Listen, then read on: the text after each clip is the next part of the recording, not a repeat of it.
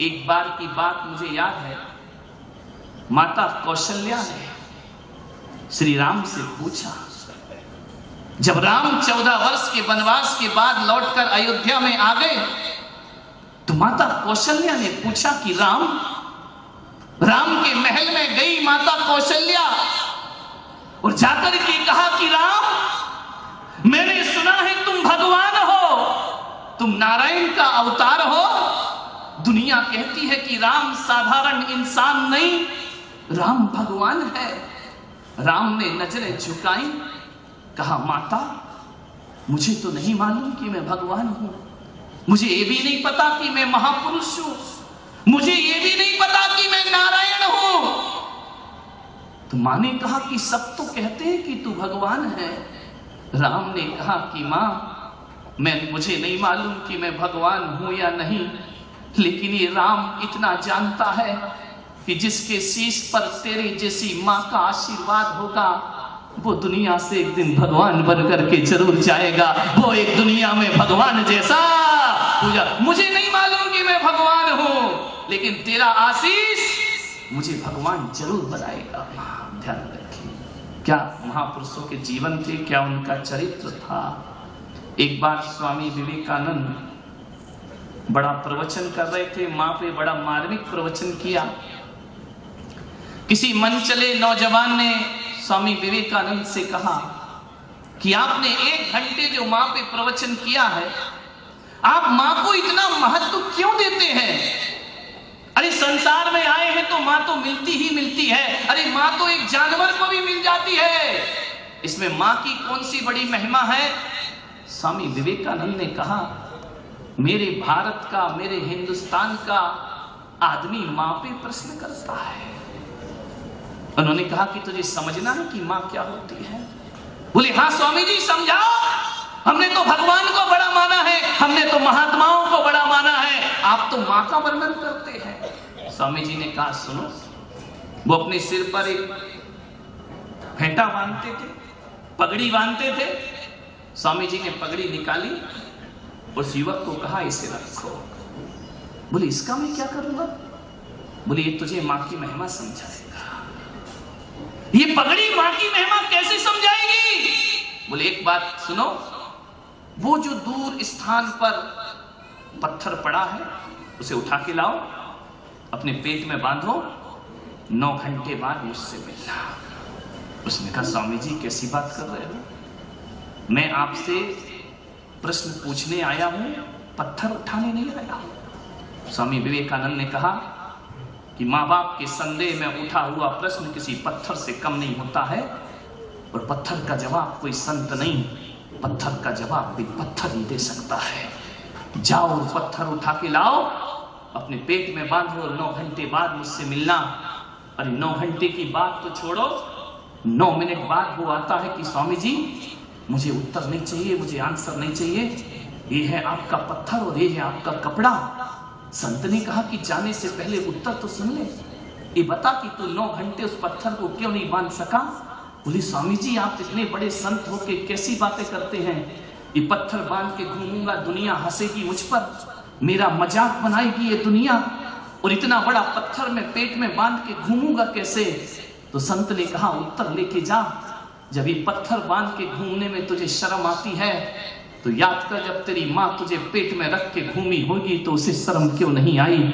और एक बात याद रखना, अरे तू 9 घंटे का पत्थर 9 मिनट नहीं बांध सकता, कैसी होगी वो मां जो 9 महीने तुझे गर्भ में लेकर के घूमती रही। इसलिए मां से बड़ा दुनिया में कोई और, 9 महीने उसने हमें अपने गर्भ में रखा है मेरे भाई। उस मां की महिमा को समझने का प्रयास, ध्यान रखना, पिता में भी वो ताकत नहीं होती जो ताकत मां में हुआ करती है। मां 9 महीने पेट में लेके घूमा करती। एक बार नारायण श्री कृष्ण अपने महल में थे द्वारिका में, हमेशा हमेशा हमेशा मां यशोदा को याद करते थे। रुक्मणी ने एक दिन पूछा कि नारायण जरा ये तो बताओ कि आप हमेशा मां यशोदा को याद करते हैं, मैं भी तो आपका कितना ख्याल रखती हूं, मैं भी आपका ध्यान करती हूं, मैं भी आपकी सेवा करती हूं, मैं भी आपकी चिंता करती हूं। फिर बताओ नारायण, आप मां को याद करते हैं, मुझे क्यों नहीं? नारायण कृष्ण ने कहा, बेशक रुक्मणी, तुम मुझे मेरा ध्यान रखती हो, मेरी चिंता करती हो, मेरी सेवा करती हो, और बेशक तुम मेरे भोजन के बिना भोजन नहीं करती हो। लेकिन एक बात बताऊं रुक्मणी, मैया यशोदा की बातें क्या कहना। बोले जरा ये तो समझाओ नाथ कि पत्नी के प्यार में और मां के प्यार में क्या अंतर हुआ करता है। नारायण कृष्ण ने कहा कि अभी नहीं रुक्मणी, थोड़ा रुक, वक्त आएगा तब बताऊंगा।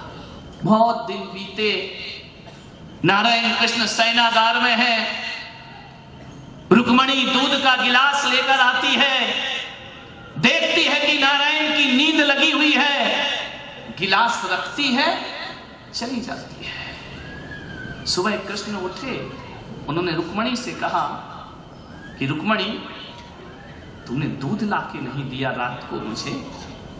रुक्मणी ने कहा, ऐसा हो सकता है? मेरी सांसें आपके लिए चलती हैं, मेरा जीवन आपके लिए है, ऐसा कैसे हो सकता है कि मैं आपको दूध ना दूं? तो बोले तुमने दिया नहीं? बोले नारायण, अभी भी आपके सिराने दूध का गिलास रखा है, फिर तुमने बोला क्यों नहीं? बोले मैंने देखा कि आप गहरी नींद में हैं, तो नींद से जगाना मैंने उचित नहीं समझा, इसलिए गिलास रख के मैं चली गई।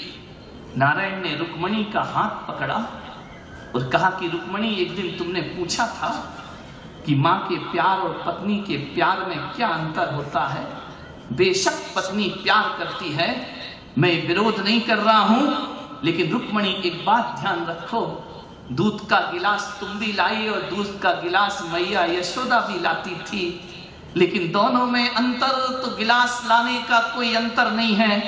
दोनों में यदि कोई अंतर है तो बस इतना अंतर है कि पत्नी गिलास रख के चली जाती है और मां सारी रात गिलास लेकर बैठी रहती है कि जब तक मेरा कन्हैया नहीं उठेगा तब तक मैं जाऊंगी, मैं सोऊंगी नहीं। ये अंतर है मां के प्यार और पत्नी के।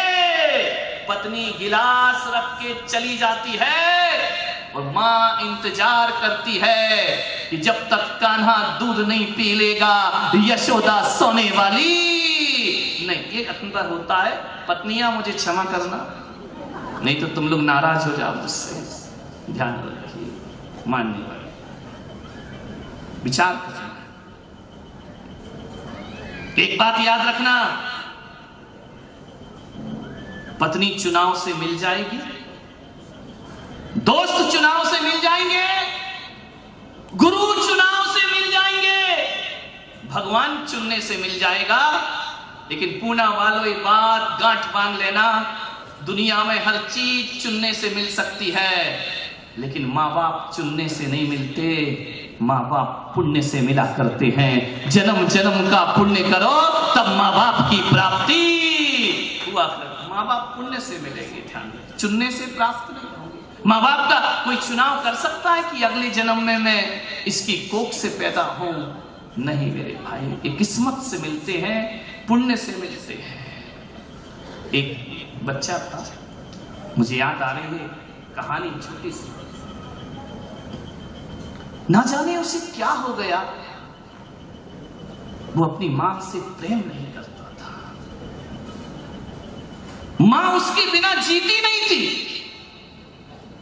लेकिन बच्चे को मां सुहाती नहीं थी। ज्यों-ज्यों बच्चा बड़ा हुआ, मां के प्रति बच्चा नफरत से भर गया। वो स्कूल छोड़ने जाए तो बच्चा कहता था, मां तू मेरे साथ मत चला कर, कोई जरूरत नहीं है, मैं स्कूल चला जाऊंगा। मां कुछ ना बोलती। सोचिए, जिस बच्चे को गर्भ में रखा, पाला पोसा, सब कुछ किया, वो बच्चा कहता है मां तू मेरे सामने मत आया कर। ऐसे दुर्भाग्य लोग दुनिया में होते हैं। मान्यवर, बिना संतान के बांझ होना अलग चीज है, लेकिन आज तो स्थिति यह है कि संतान होने के बाद भी नारी बांझ का जीवन जिया करती है। अपने ही बच्चों से प्रेम को तरसती है, अपने ही बच्चों से वात्सल्य को तरसती है।